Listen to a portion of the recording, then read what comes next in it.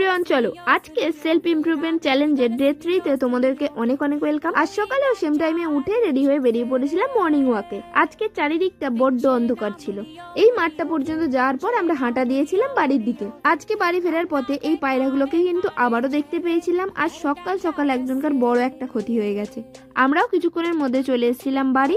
জানি না প্রতিদিন কিভাবে আমরা একই টাইমেই বাড়ি ফিরি। তা যাই হোক, বাড়ি ফিরে আমার সবার প্রথম একটাই কাজ থাকে, তুড়ি মেরে ঘরটাকে গুছিয়ে নেওয়া। ঘরটা গুছানো হয়ে গেলে প্রথমেই আমি আমার মর্নিং ড্রিঙ্কটা নিয়ে নিলাম। এরপর বাচ্চাগুলোকে পরিয়ে রেডি হয়ে বেরিয়ে পড়েছিলাম আমার কাছে। বাড়ি ফেরার পথে এই ফুলটাকে দেখে খুবই ভালো লাগছিল, তাই একটু ক্যাপচার করে নিলাম। এরপর সন্ধ্যাবেলা বেরিয়েছিলাম আমি, পিউ আর সোনু মিলে একটু ফুচকা খেতে। সবকিছুটা করার চেষ্টা করলেও কোনোভাবে খাওয়াটা কিন্তু কন্ট্রোল আর করতে পারছি না।